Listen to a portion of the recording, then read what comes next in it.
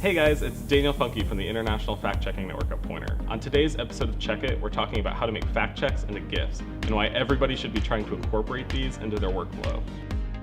So in 2016, Chequeado, an Argentinian fact-checking organization, started to use GIFs to expand its audience. To do that, it partnered with the website Uno to make one fact check a week into a GIF. Here's more from Editorial Innovation Director Pablo Martin Fernandez. You get to a lot of people in social media that maybe are not going to click and go to the complete article. So what we thought is what we could do to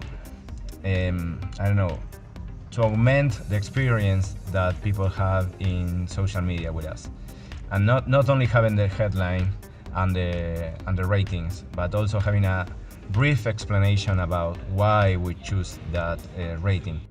And that's where GIFs enter this environment, because it's really easy to create a piece and make it shareable. Why should fact checkers use GIFs? Turns out adding a little humor to your news coverage really helps your audience.